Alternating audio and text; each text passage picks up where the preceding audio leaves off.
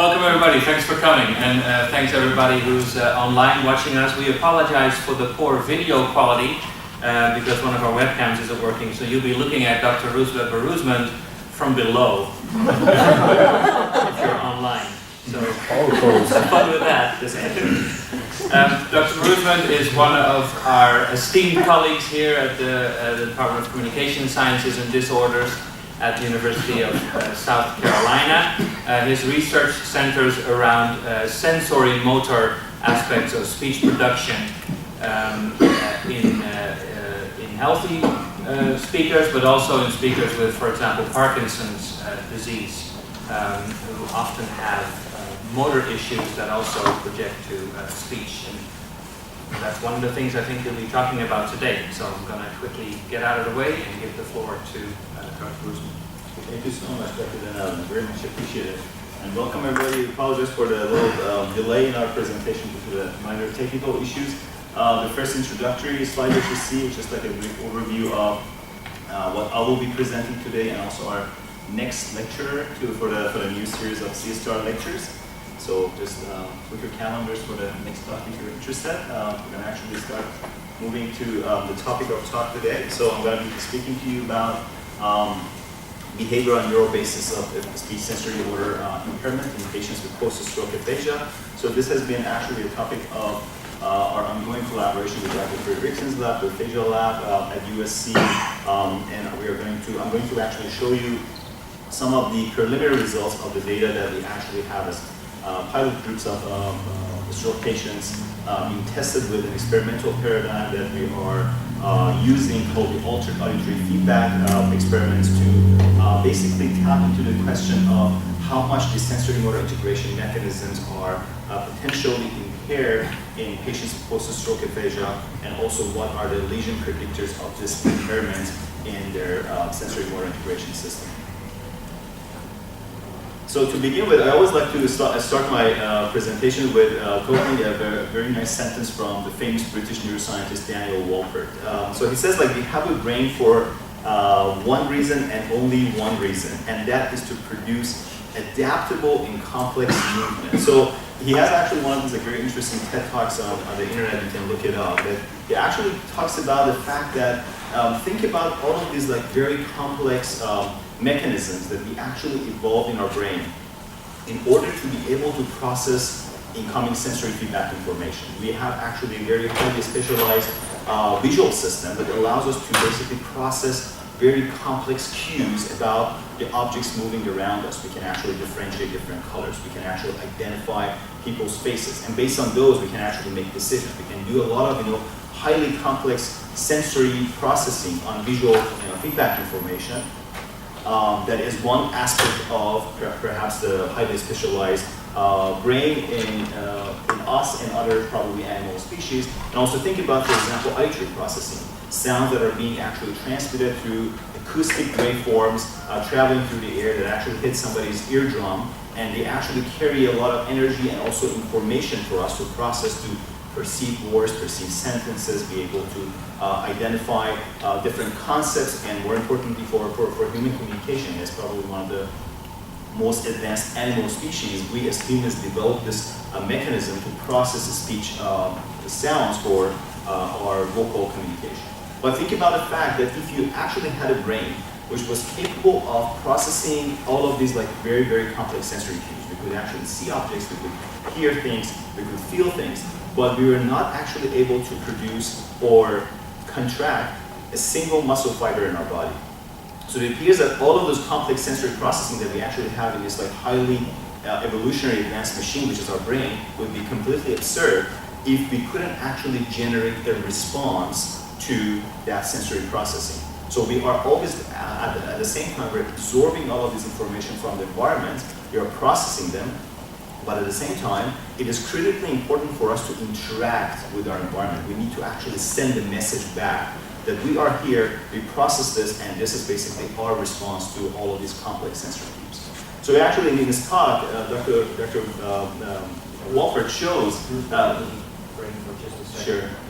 So to continue, so he shows actually a couple of very interesting examples of of different animal species, the creatures. He shows like an example of a type of sea squid that is actually floating in the water, and at some point throughout this life, after it just like passes the juvenile time, the sea squid actually becomes settled on the bottom of the sea. And after that time period, the squid is not moving at all. So you kind of like get stationary on the bottom of the sea. And the interesting thing with that creature is that as soon as the creature actually becomes stationary and there's no movement required, the sea squid will actually start eating up its own nervous system and the brain as food. So it appears that after we don't really need the movement to be generated, we don't really need the luxury of having this kind of like very complex brain for processing information, if it's not for the purpose of movement production. So movements come in different ways and different forms and different shapes, and they serve different purposes, and that's why I'm basically putting a lot of emphasis on the importance of movement production, and we're going to kind of like expand this into the importance of movement that we actually use for speech communication. It's one type of highly adaptable and complex type of movement that we use using our speech production system. But we can actually use movements for many different purposes, including our communication.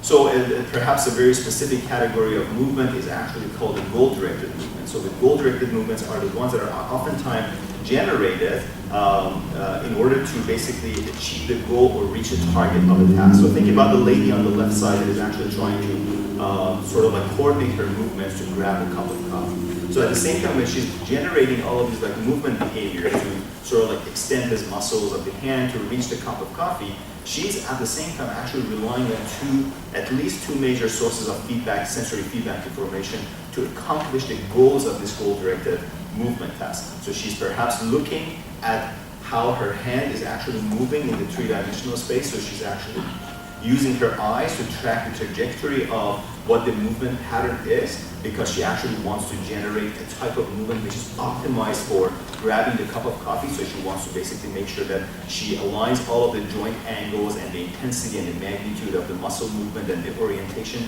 that she takes for grabbing the cup of coffee. And at the same time, she actually wants to do it in the fastest time in an optimal way with not much of a kind of like a movement like around the cup. So she wants to go directly and grab that. So sensory feedback information becomes like very critical for fine-tuning our goal-directed movement, because they will tell us how much optimally the movement is being executed and how much error we're actually generating during our production. So we talked about the movement importance, and I was giving you some examples of how people actually incorporate sensory feedback for basically executing a movement function. So think about this like tennis player on the right side. So in real life, we're not actually professional tennis players. Maybe we're actually professional speakers.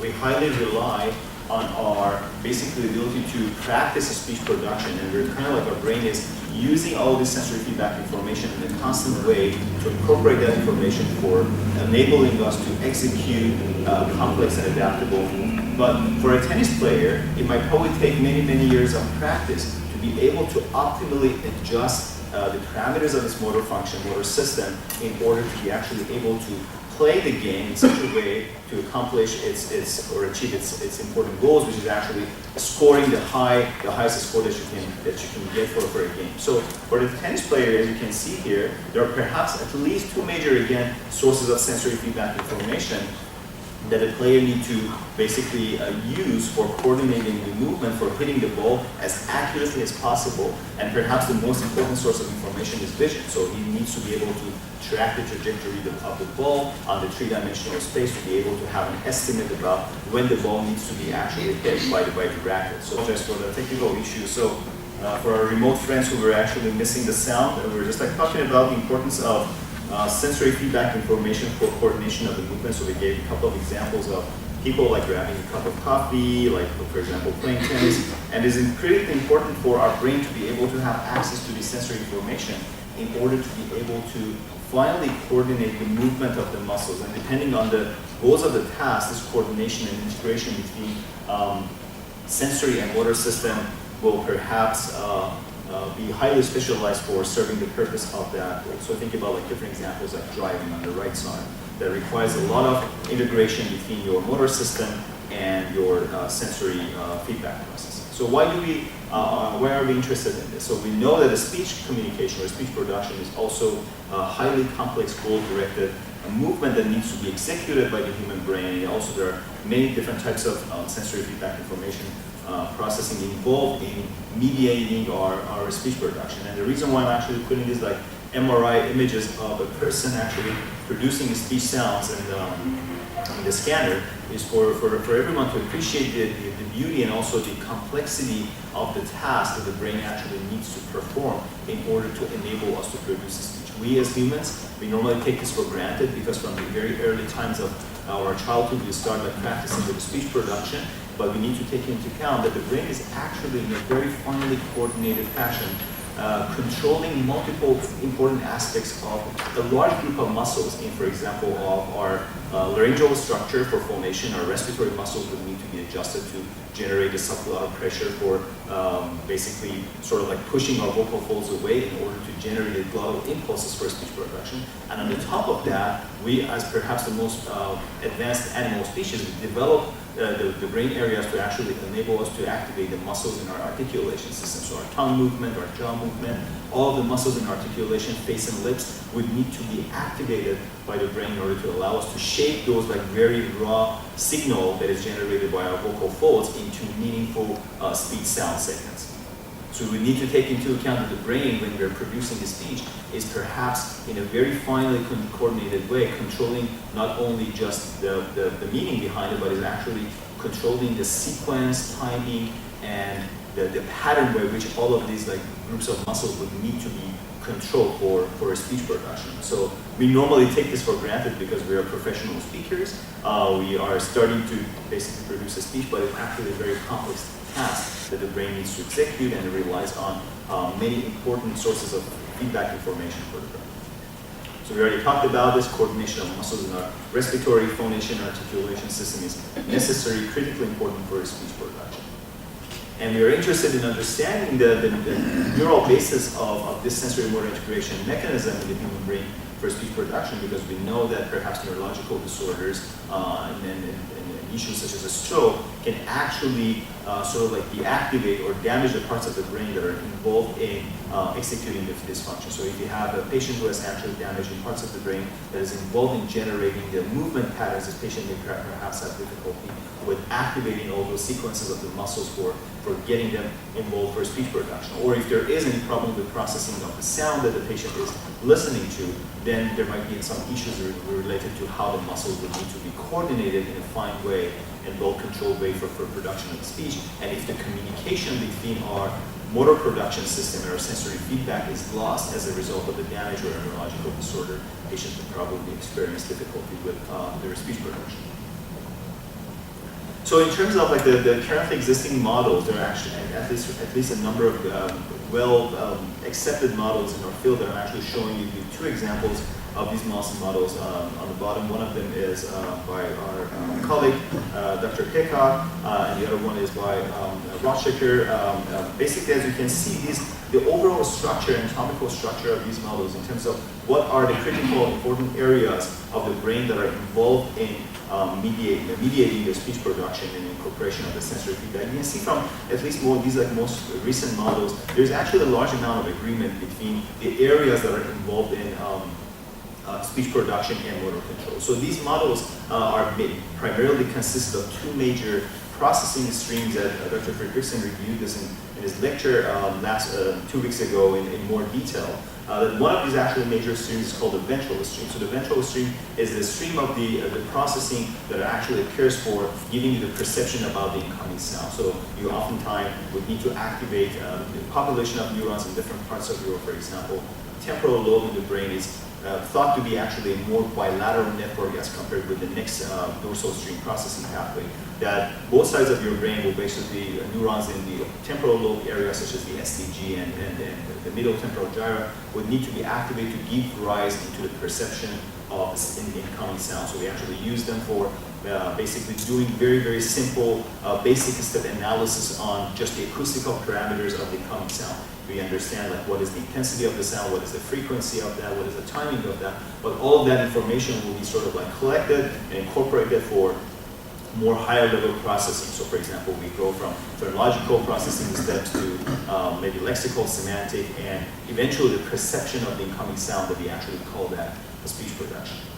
On the side, we also have another stream that is well studied in our field that's called the dorsal stream. That is more predominantly left lateral, and so it involves a left dominant distributed network within different areas of our brain, for example, prefrontal, temporal, and parietal regions that support sensory motor integration. So this dorsal stream actually supports the motor function that is involved in production of speech and also uses incoming sensory feedback information for the purpose of monitoring ourselves how well we actually achieve the goals of our speech production, whether or not the targets of the speech, which are actually acoustic sounds, were produced correctly, and if they're not produced correctly, how we can actually take the appropriate action to incorporate sensory feedback information, perhaps using our ears, but listening to the sounds that we generate, and correct our motor production during speech. So a little bit of more detail about the function and the theoretical framework behind the dorsal stream network. So the principles of this dorsal stream network is centered around the idea of an internal forward model. So the internal forward model acts like an internal predictor in our brain.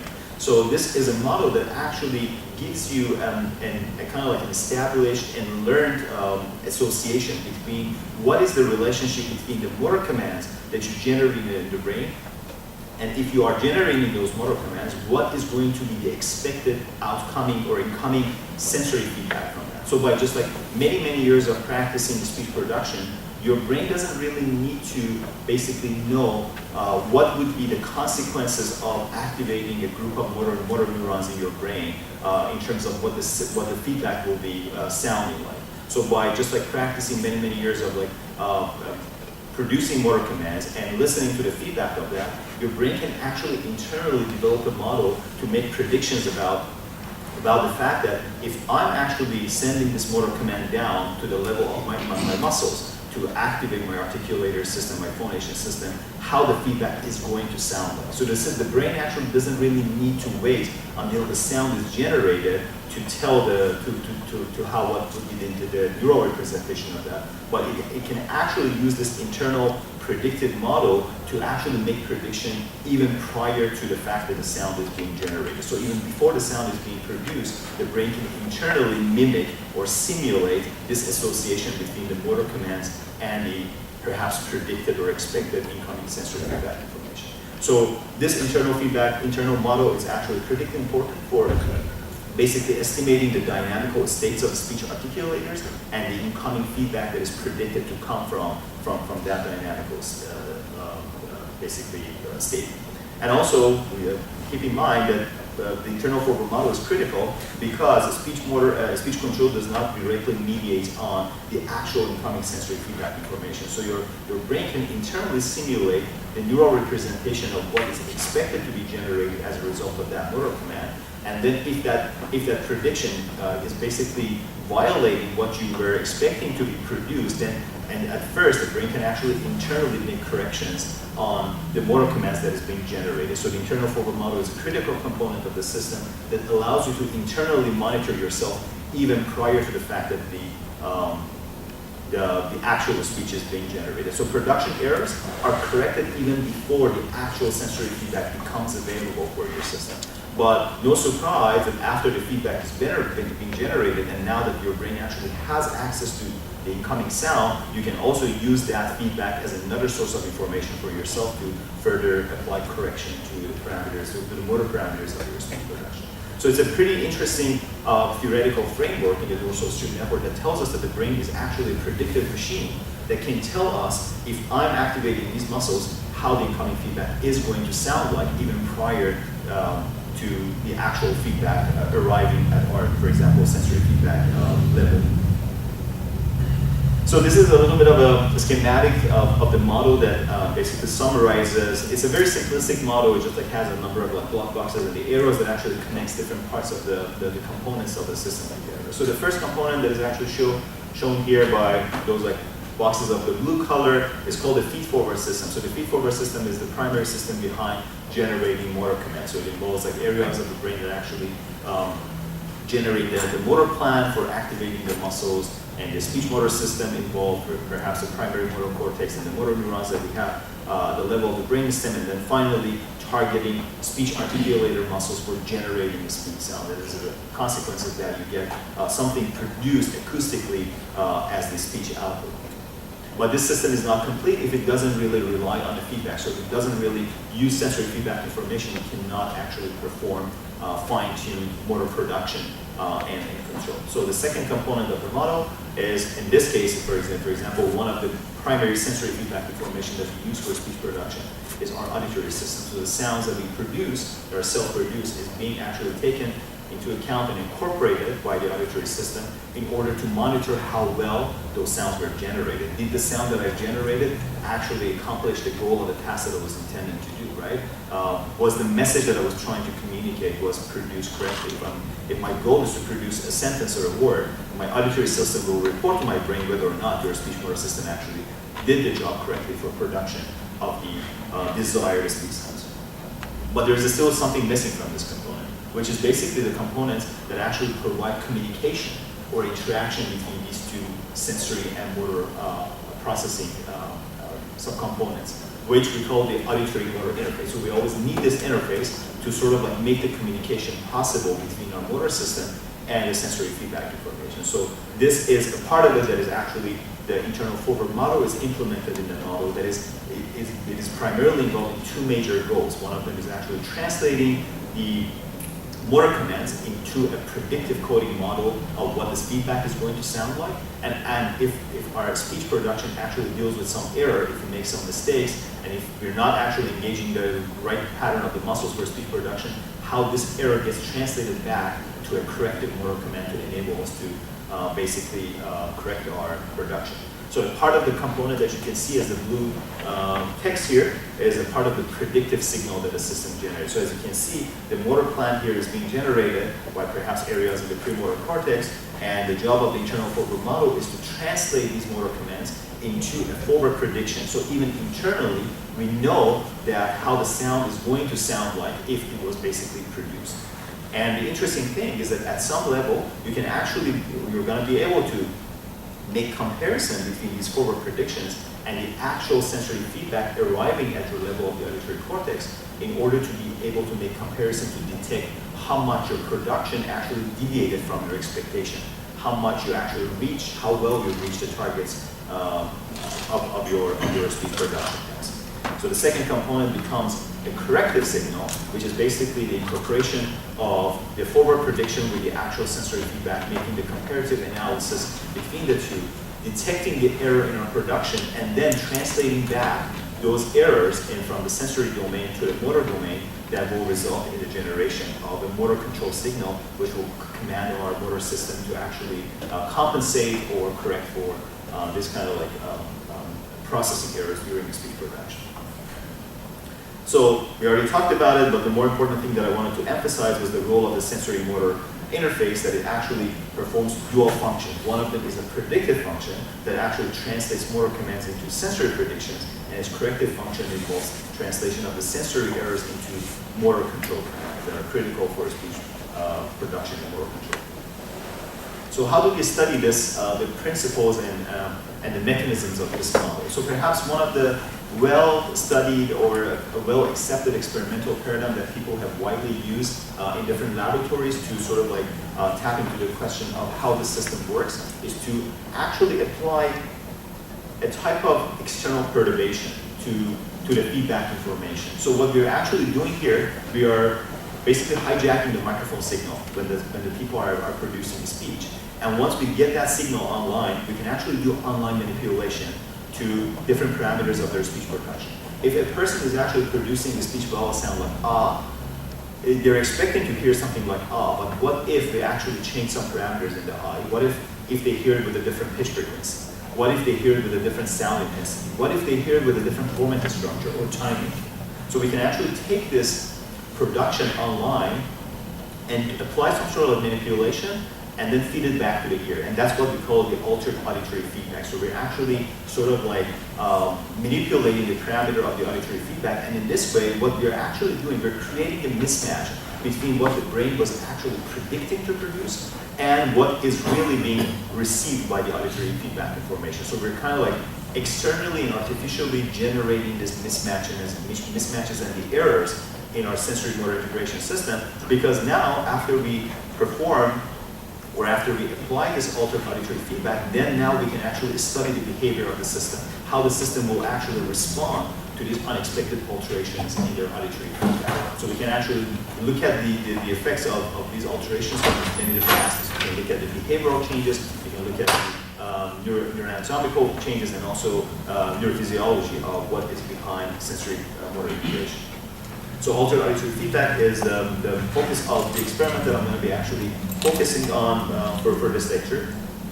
So speech motor control mechanisms can be studied by measuring responses to alterations in the feedback. So the experimental paradigm, oftentimes in the lab, looks like this, that the subject is hooked up with a microphone and a headphone. In this case, subject is maintaining the steady vocalization of a certain vowel sound. They're just like told to just like use your conversational pitch and loudness and produce a steady vowel sound like for maybe 2 or 3 seconds. But what is actually happening is that we are taking their speech sound using the microphone, we're running that signal through a little digital electronics device, a harmonizer, and we're actually applying online manipulation to different parameters of the sound. In this case, as you can see, the manipulation is in the form of a pitch shift.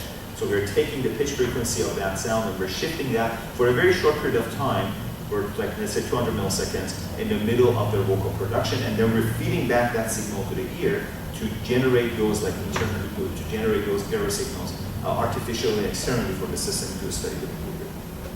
So a well-established effect associated with these kind of like behavioral responses to this altered auditory feedback is that, no surprise, subjects actually compensate for that.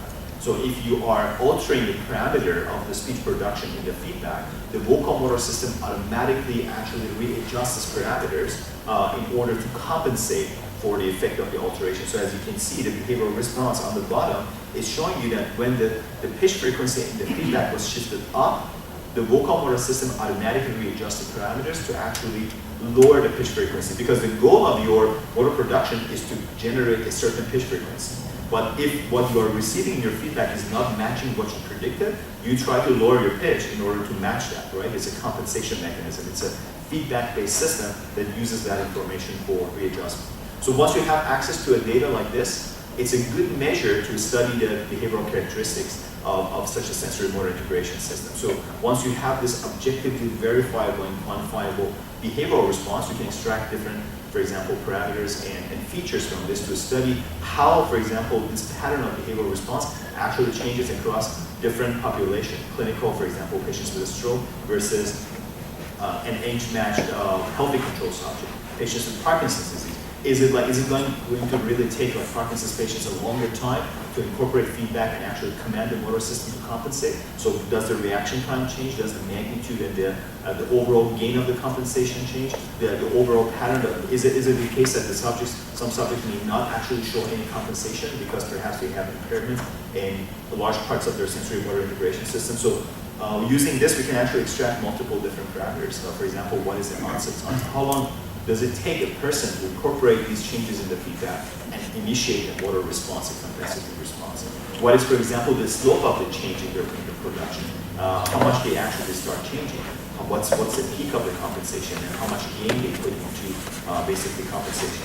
And what is this rebound period? The rebound period is a very good objective measure of telling you how well these basically predictions are established in your brain, because of after the fact that the perturbation is removed, how likely you are to actually go back to your original pitch frequency after you have processed the alteration in the feedback. So all of these measures become very good features and parameters for us to study the principles of the system.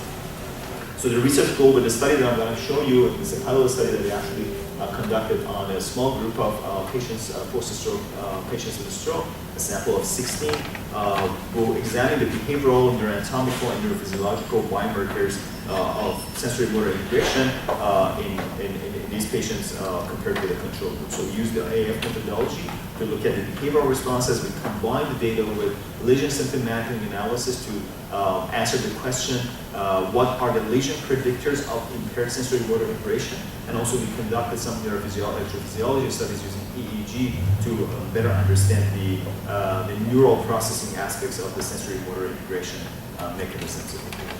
So the data that I'm actually showing you here is the data related to the behavioral responses of two groups of participants. The red trace, as you can see, are a group of post-stroke aphasia. These are a mixed population of different aphasia types that are actually been tested using our altered auditory feedback paradigm. And the black trace is actually showing the same responses from an age-matched group of control individuals. So each group, they actually had a total number of 16 participants.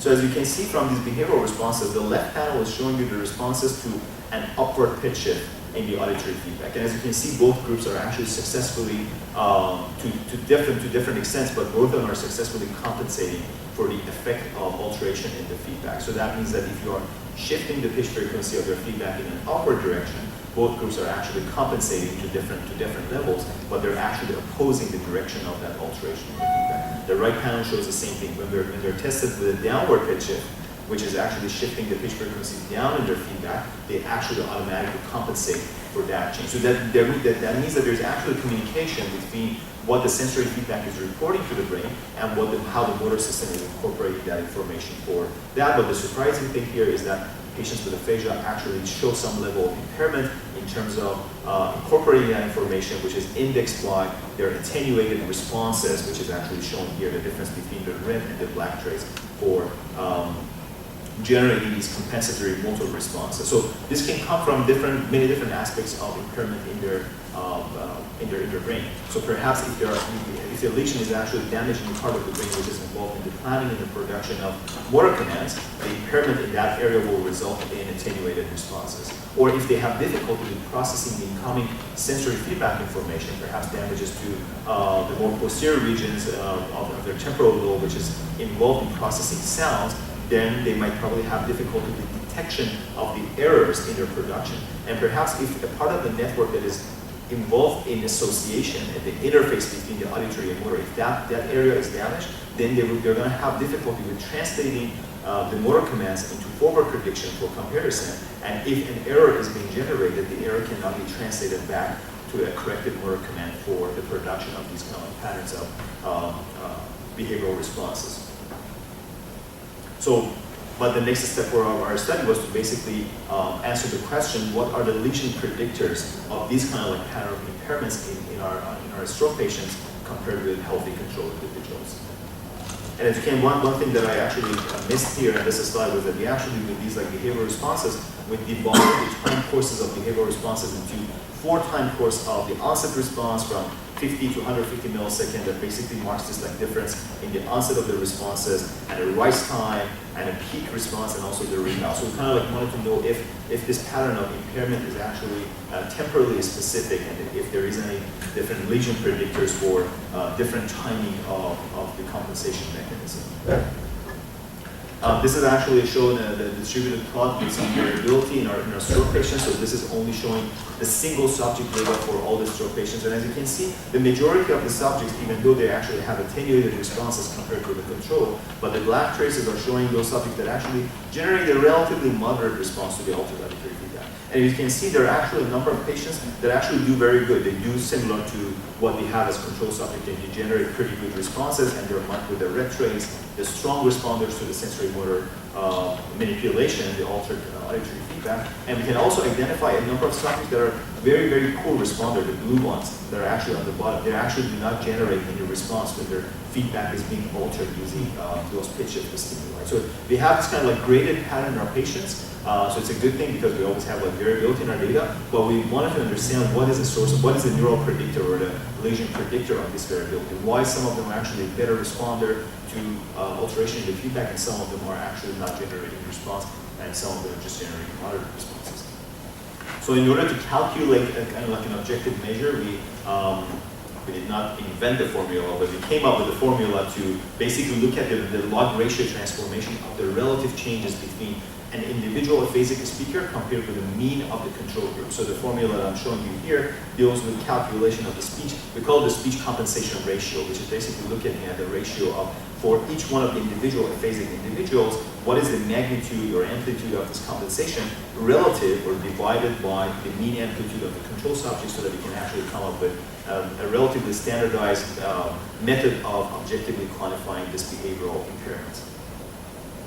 And in order to understand the lesion predictor of this impairment, we used lesion-symptom-mapping analysis. So this is actually showing the heat map of the overlaid slices of the brain with color-coded areas showing the frequency of lesion across multiple individuals. So the areas that are being shown, this basically overlaid plots of the standardized brain across all the 16 individuals. So as you can see, the areas with more darker red area show larger lesion overlap, at least in like half of the population tested. So those areas will show that, for example, 8 or more number of actually stroke patients had lesion in that area, compared with the yellow, green, or bluish area that actually show or represent fewer number of subjects having a lesion in that area. But we can actually use this data and combine it with our measure of behavior that we get from our AAF experimental paradigm to come up with a model to give us information about what are the lesion predictors of that impairment. So we want to understand damage to what area is more accountable, contributes, or predicts that behavioral impairment that we actually shown using our AAF paradigm. So this is kind of like a diagram that shows how the lesion-symptom-mapping analysis has been performed. So as you can see, we're basically showing the example of two subjects on the left panel. One of them is a good responder. This subject actually generated very strong responses to alteration in the feedback in both directions. So pretty at least intact or healthy, perhaps, sensory-motor integration system. The patient is able to detect those changes in the feedback and incorporate them in command and motor system to generate. While on the bottom you see an example of a poor performer, a weak response, which the patient was not actually able to correct for the alteration errors in the feedback. So we're combining this data with the lesion map for each one of the individual subjects, and we use a toolbox in map that was developed by Chris Jordan, the NIA staff, to basically develop a statistical model of what are the lesion predictors of this pattern of variability across different individuals. We want to understand damage to what area actually accounts for that impairment. Just because of the fact that we actually had a relatively small sample size of 16, normally with these studies in the lab, we use a larger number of sample size, so this is kind of like a pilot study. So because of this limitation, because we had a fewer number of subjects, we have to limit ourselves to a region of interest-based analysis. So we actually chose a number of a 12 number of regions of interest in areas that actually have been reported by previous fMRI and lesion-symptom-mapping analysis that are critical for speech production and sensory-motor integration. Those areas involve areas in the inferior frontal gyrus, for example, precentral and postcentral gyrus, antecaterculum, supramolar gyrus, angular gyrus, and areas within the temporal lobe and also the inferior parietal cortex that is thought to be a critical area of the brain that provides a circuit for sensory-motor integration, the interface between the two mechanisms. All of these subjects were actually had been tested using Western facial battery, the measures of the clinical outcome of pain. So this is another source of information for us to examine the relationship between these measures that are obtained in the clinic and also their impairment in their sensory-motor integration processing using the behavioral data that we have. So I'm showing you the first slide as a result of our preliminary analysis on lesion-symptom-mapping. So what we are actually doing here is that we are looking at different time course of our behavioral responses. So as you might remember, we divided our time responses to 4 different time windows: the onset of the speech compensation, the rise time, the peak, and also the rebound period. So this is actually showing you what is the best lesion predictor in the stroke brain that actually predicts the impairment at the onset of the error production. And no surprise that the auditory cortex, that perhaps the STG and MPG are the primary predictors of that, because that's a very early stage where your auditory system would need to be able to compare those predictive models, the predictive signals, with the actual incoming sensory feedback to incorporate them, and then the next step would be to tell your motor system that I detected an error, just go and make a correction of that. So if a patient actually has impairment or damage as a result of stroke in this area of the brain, they're more likely to actually have difficulty with initiating those responses for sensory motor integration.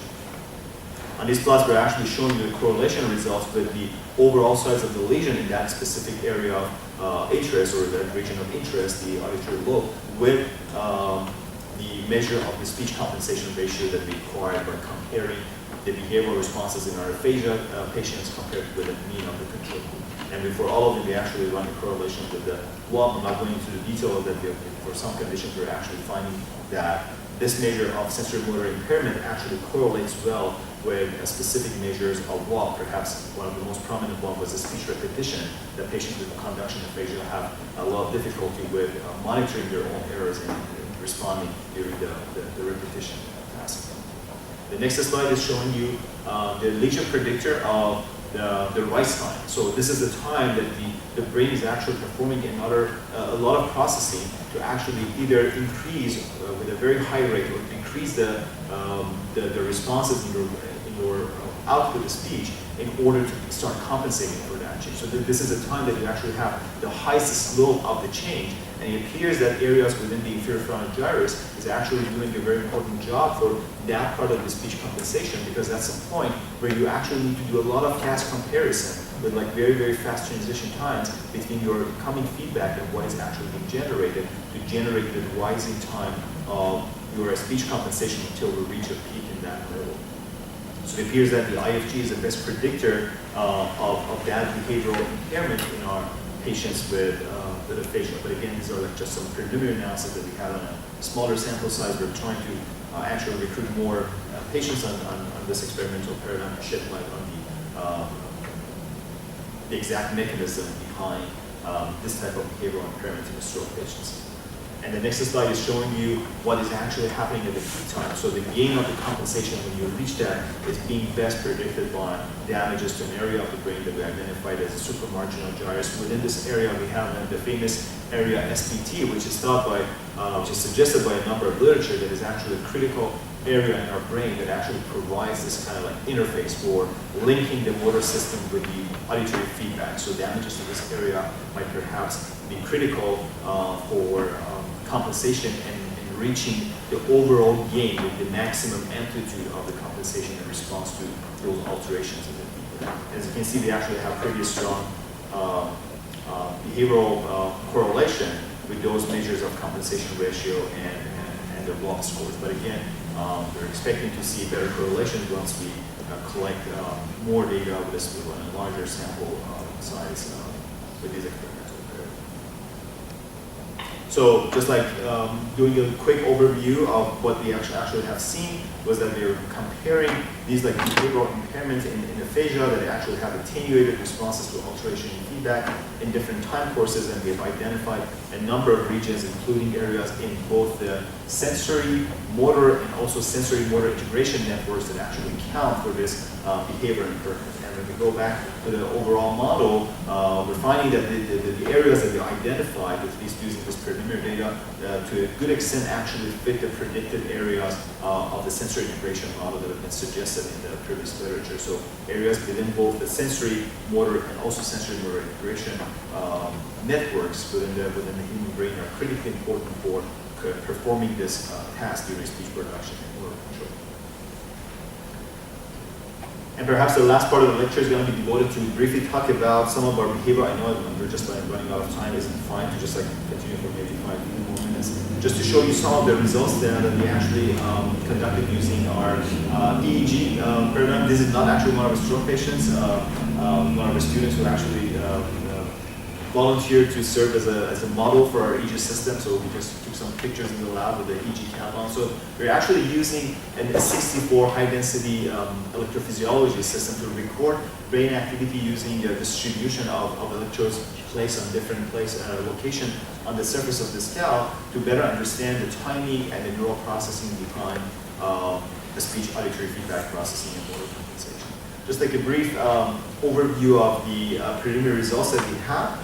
these are actually showing you the results of the event-related potential analysis of this impairment in patients with stroke. So as you can see here, I'm showing you the example of two responses that are actually being collected on the surface of the scalp using EEG electrodes. I'm showing you the responses from two electrodes that are actually located on the frontocentral area of the brain. One is the FC5, is the one that is actually showing in the left hemisphere. So these two electrodes are kind of like placed in this area, which are actually in the vicinity of the area that is critical for speech production. So the prefrontal cortex areas such as the inferior frontal gyrus are actually the neural substrates of generating these signals at the surface of the scalp that we're recording. So when you look at these plots in more detail, what I'm actually showing here is an overlaid plot of the grand average responses. These are basically the responses that the brain has generated in reaction to that alteration in the auditory feedback. So time 0 here is marking the onset of the alteration in the auditory feedback. As you can see, there are actually a number of components like negative and positive deflection in the overall magnitude and amplitude of brain activity that highlight different steps of sensorimotor neural processing for basically dealing with that alteration in the auditory feedback. The interesting thing here is that when you compare responses in the left and right, you see really striking differences between the stroke and control patients. So stroke is shown by the red trace versus the control for the black. As you can see, with no surprise, on the left hemisphere, the stroke patients are not actually generating any response. These are the areas of the brain that actually have a large lesion, oftentimes areas of the frontal cortex and perhaps the temporal lobe is damaged by the stroke, the lesion. So they're not actually generating a very strong response. The response that you see here is pretty much like at the level of the baseline. There's not much of a change compared with this pre-stimulus baseline. So it seems like most of the processing in the left hemisphere is being shut down when you're looking at these responses. As compared with the control subjects that are actually generating very prominent responses, so you can identify this like very large negativity, the famous N100 component of the ERP, which is an indicator of perhaps the early stages of auditory processing in the auditory cortex, followed by another positive component that we oftentimes call the P2 or the P200 component, that is a positive component related to more higher level advanced processing related to sensory motor integration. But as you can see, the patients with the stroke actually do not show these two components on the left side. But interestingly, when you compare them with the right side, you'll find that the subjects with a stroke, patients with a stroke, actually generate a larger response for the N100 component of their ERP activity. So it appears that just think about the bilateral network of the ventral stream that is involved in auditory information processing. It's a bilateral network. So it appears that when one part of the brain, the left hemisphere, is being shut down, the right side is actually compensating for that. It's generating larger responses compared with the control function. But again, as you look at the second component, the healthy control subjects are still generating the second component, the P2, that actually the patients with a stroke are missing on both hemispheres, on the left and right side. So what you're finding, at least from the analysis of these pilot data, the preliminary analysis, is showing that the N1 component of the ERP is attenuated in the left hemisphere in the stroke patients, but it's actually enhanced on the right side. So this might be probably an indication of the compensatory mechanism for auditory processing in the right hemisphere, supported by bilateral ventral stream network. But the P2 component is attenuated bilaterally in both the stroke and in stroke patients on both hemispheres, on the left and right side. So this might perhaps be an indication of a dysfunctional dorsal stream network, which is primarily left lateralized, and might be an indication of that impairment in the sensory motor integration that we actually revealed using our behavioral data, using our AAF experiment, and it might be an indication of the diminished speech motor responses that we're seeing. So the next step for us is to look at some measures of correlation between these modulated amplitude of the ERP activity and compare them with the behavioral pattern of the responses. To summarize, speech AAF measures serve as a robust behavioral predictor or biological biomarker of the speech sensory motor impairment. So it's a very solid and objectively quantifiable measure to look at different levels of the speech sensory motor impairment in patients with stroke and other types of neurological disorders. What we are finding with our preliminary data is that there's actually a level of diminished speech compensation responses in patients with post-stroke aphasia compared with healthy controls. Lesion analysis revealed the multimodal sensory motor network involved in speech error processing. So speech error detection mediated by cortical auditory networks. So this might be due to the impairment in different levels. So perhaps maybe damages to the auditory area will impair their ability to initiate that error detection mechanism at the very low level of their auditory processing. Damages to the motor area might perhaps result in a diminished function or ability to generate those motor predictions, incorporating them to the feedback, and also when the error is being translated, damage to the area may not result in a corrected motor command for them, and also damage to the interface that actually connects the motor system to the sensory feedback can result in lack of communication with these two mechanisms that might eventually result in that impairment in their behavioral performance. Modulation of ERP highlights multimodal aspects of impaired speech sensory motor processing. So we're finding that there's actually modulation bilateral and unilateral modulation of the M1 and P2 component of the ERP, which may indicate impairment at different levels of sensory motor neural processing of the brain. So the conclusion is that these biomarkers are pretty robust and reliable measures to probe the integrity of the sensory motor integration mechanisms in patients with stroke and other neurological disorders, but we also have some future directions to basically provide more detailed insights into the underlying neural basis of both the neural and behavioral basis of this impaired sensory motor function in patients with stroke. So one of the approaches that we are going to be taking to analyze this data is an approach that is well established and developed in Dr. Fredrickson's lab. Dr. Leo Bonilla has been the person mainly brought behind this. It's called the connective symptom-mapping analysis. So we're going to be using white matter chartography measures. I think Dr. Fredrickson showed some of the examples in his stroke patients that actually this is a very good measure of looking at how diminished connectivity between different regions of the brain will actually predict behavioral differences. So we're going to kind of like apply the same methodology to look at how diminished responses or connectivity between different areas might perhaps be a good predictor of that impairment in the sensory motor network. Even though this data is actually generated based on our own real data using our AF feedback experiment, this data, just because we didn't have a large sample size, did not really reach a highly significant level. But at least from the pattern that you see, you kind of like see this like pattern of yellow, relatively good connectivity versus the blue ones. The blue ones are the diminished connectivity between these areas. So as you can see, there are actually a very nice pattern of diminished connectivity responses in motor areas versus the parietal lobe, which is a kind of like an area for sensory motor integration interface, and also with the temporal region. So it appears that this like reduced connectivity between sensory motor and sensory motor integration system might be actually a very good predictor of this impairment in patients with post-stroke aphasia, but this is going to be one of the next steps that we're going to take with this analysis, hopefully once we have actually more sample data with our population.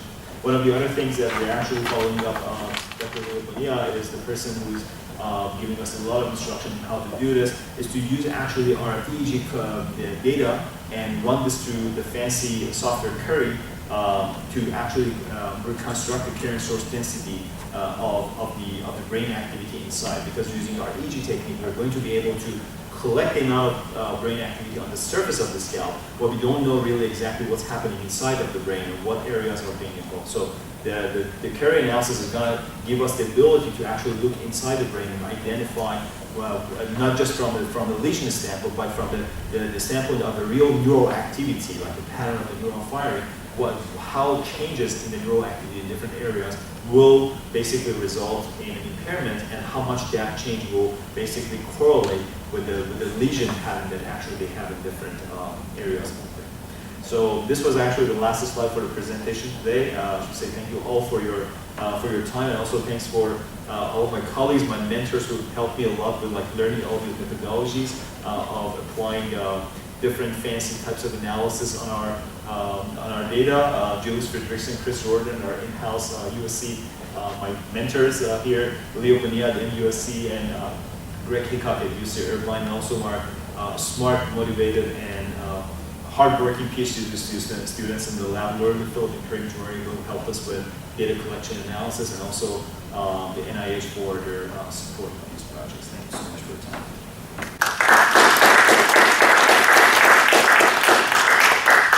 You can drag over that brochure linking again to your screen, then you can actually see what's happening in the chat box. Right. So you can, if you then go to the chat and then make that bigger. Oh, I see. This one. Yes. Then Yes, you good can here. see if people have questions. We can take questions from the room first. So if you get a question from here, please repeat it. Sure. So we'll repeat it for yes, Alex. Really interesting results. The participants with aphasia, did you recruit mostly one aphasia type, or is No, that it was a relatively distributed pattern. Very Okay. good question. So they have from the 16, they almost have like 1/3 of the population with. I have to look back, but they have a pretty diverse pattern of the stroke. I don't exactly remember what type of aphasia, but I think they had we had conduction aphasia. I have to double check with that, but it's not just one type of aphasia. Did you notice like patterns by type? I know you had 16, so but Yes. within the different types, did you notice some were better than others by type? That's a or- very good question, and that's something that we actually are continuing to collect more data to see if there is actually a correlate of the aphasia type on the type of behavioral impairment that we see. My speculation is that those patients perhaps with conduction aphasia that are traditionally known to actually have a lot of difficulty with integrating feedback for the motor production would be the ones that actually show up as the most impaired ones in our task. But again, patients, for example, with non-fluent aphasia, just because of the damage to parts of their motor production, might probably show some partial impairment on our data. But again, we're kind of like going to be looking at the overall pattern of the variability and map that onto the aphasia pattern. That was a very good question. But for now, just because we didn't really have a very large sample size, we couldn't really draw a robust conclusion on the effect of aphasia. Yes, James. Can you talk just a little bit about how hard it was to get the people with aphasia to do the task? That's a very good question. So Laura has been the person who's just like training them in the lab. I've stopped by sometimes and I watched them. For some of them, actually, it becomes very difficult. So that might become a criteria. Can you repeat? Oh, I'm sorry. So the question that Julius asked. So the previous question that Alex asked was that. Sorry, the previous question was about: is there any effect of the difference between aphasia types? Do they actually show different patterns in terms of their behavioral impairment? The new question is, how were the patients trained on performing the task? Because we know that some of these patients suffer from severe auditory comprehension deficit, so it's very difficult to communicate with them, talk with them, and just like tell them how to do the task. One of the advantages of this experimental paradigm is its simplicity. The subjects do not really need to do very highly complex speech production, decision-making tasks. They're just like told that watch something flashing on the screen, and every time that you see it, just say and hold it for 2 seconds. You don't really need to do anything else. We're gonna do the rest of the job for you. We're gonna take your speech signal and manipulate it, do all of those fancy pitch shifts in your feedback, and we're gonna measure your behavior. You're not involved in that part of it, but just do that very simple task. My understanding is that pretty much most of them, they have actually never excluded, and perhaps maybe just one in the past 1.5 years was excluded from not being able to perform the task, but majority of our patients actually get a good success rate in terms of performing. But again, it will be different levels of challenge for each one of them to sort of like instruct them and train them well, because we want to make sure that they fully understand the task and they can actually perform it properly. But there is some level of difference across our patients. I would imagine that people with like severe auditory comprehension deficit will have the most problem with understanding instruction of the task. Yes, Kurt. So that's going to be a hard question to repeat. So I'm trying to wrap my head around one thing. So it's basically you are showing this correction, like this, like the time course of the correction for the pitch shift, right? And what struck me is that the fact that the people with aphasia, the magnitude of this correction effect is impaired clearly, but not the lag.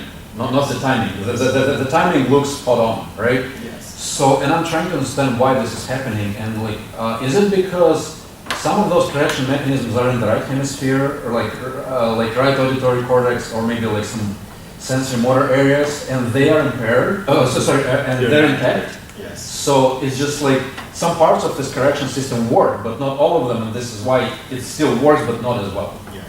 That's a very good question. So the question was the behavioral pattern that showed impairment in patients with a stroke primarily showed the pattern in just like the impairment in the overall amplitude, but not the timing difference. And the question was, is it just based on the fact that the areas of the brain that are perhaps primarily involved in controlling the timing of the speech on the right hemisphere, those areas are actually intact in these individuals, and that might be the reason why they're not showing that.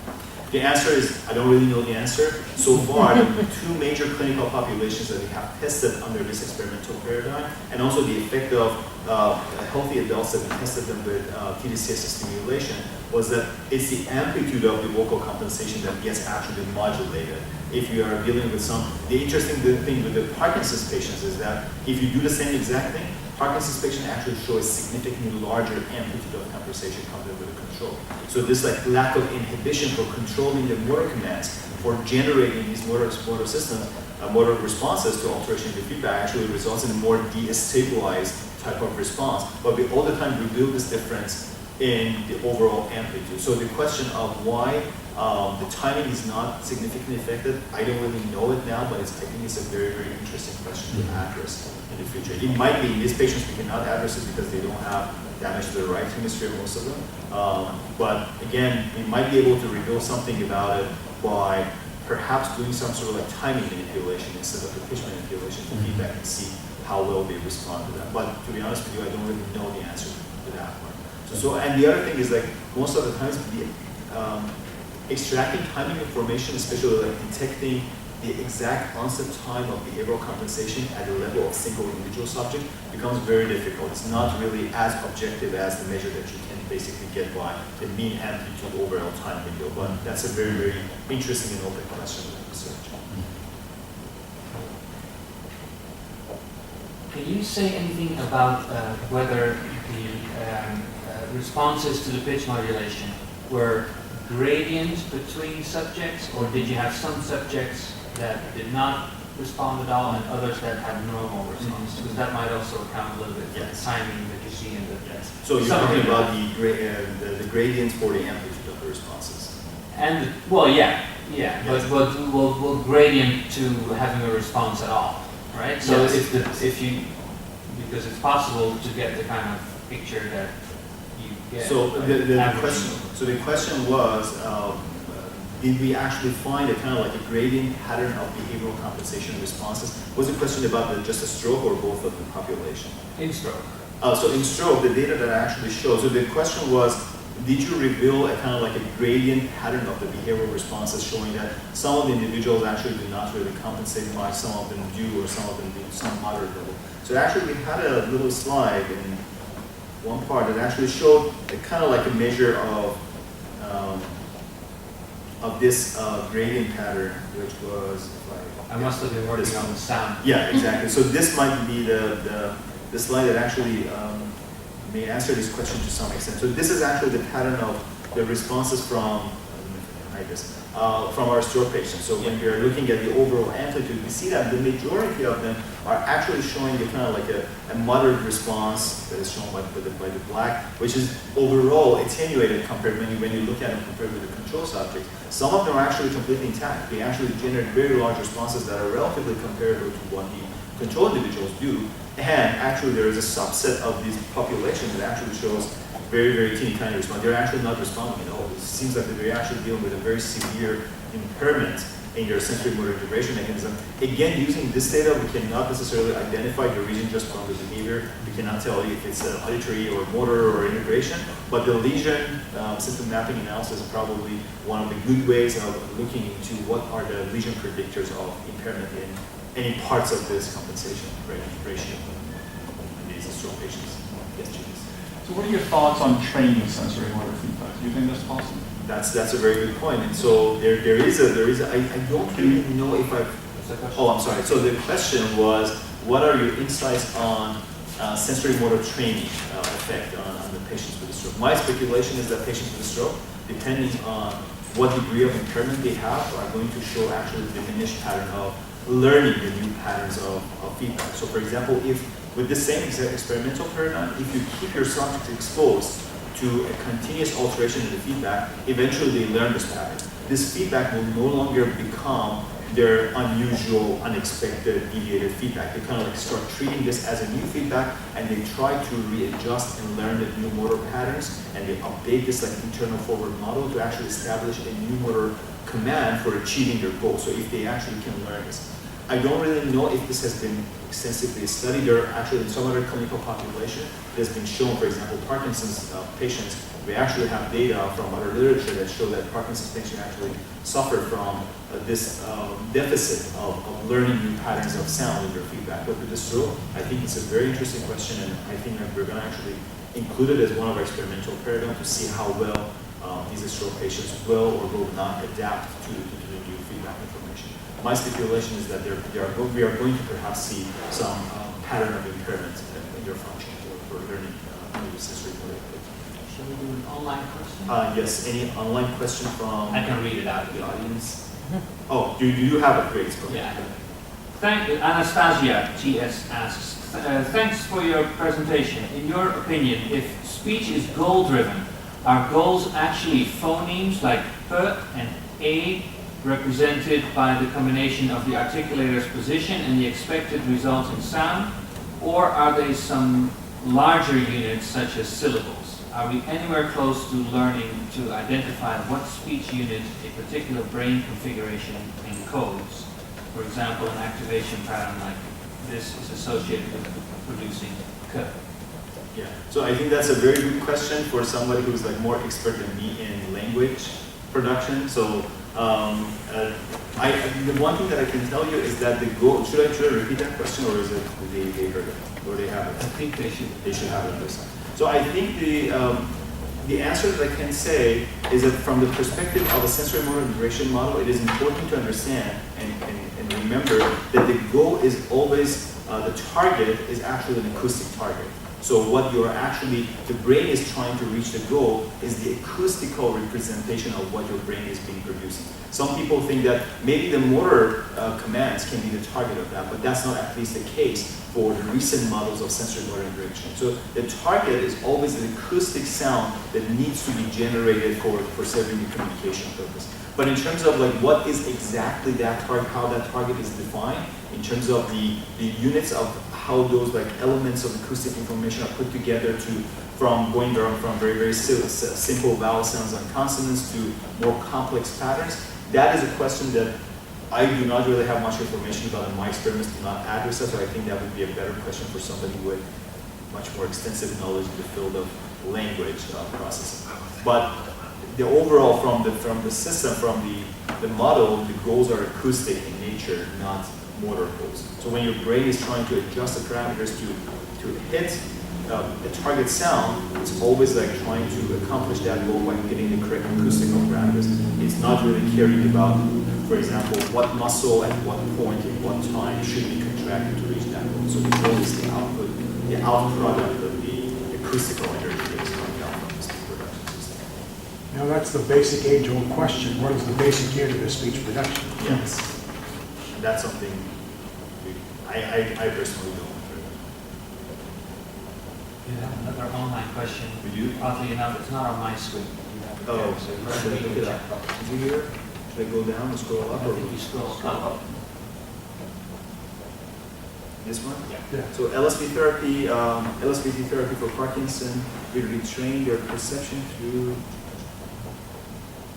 and regulation of loud voice. Such great research here, and the correlation in various populations seems to be consistent. Well, yeah, so with I don't really understand. I don't really know if it's a question or is it a comment. Is it a question? Just a comment. It's a comment. It's a comment. But yeah, thank you so much for your comment. We actually have some data with Parkinson's. We haven't actually tested them under LSVT to see how much the improvement that they get after LSVT therapy can be translated into an improvement in their sensory motor integration. But my speculation again is that if they are actually become better in terms of like incorporating feedback information, we should actually be able to reveal that effect using our behavioral measurement, using our AAF paradigm. But thank you so much for the comment. I'm going to go up just a little more to see if there's not something. Because I don't know. Yeah, that was a previous question. Oh, I see. Oh, it's pretty long. No, that's fine. You've already answered that. Oh, we already answered that. Okay, that's good. So you read that. Okay. All right. So any other questions from the audience here or our remote friends? Yes, Chris. It's a comment as well, so, but like, like this plot that you have on screen, I think that would really, it would really, this one? to follow up on Alexander's question, it would be really interesting to see if different aphasia types map into those different colors. Yes. Exactly, yes. So once we get like more population tested with this, then we would be able to sort of like differentiate whether or not there's a specific one type of aphasia that actually shows more behavioral impairment compared with the other types. And again, my speculation is that conduction might be probably the most severe one in terms of the impairment, but we still do not know the answer. So the question is like how this measurement can actually reveal that information for us, how we can actually use this as a biomarker to shed light on that mechanism. All right. Thank you so much. All right.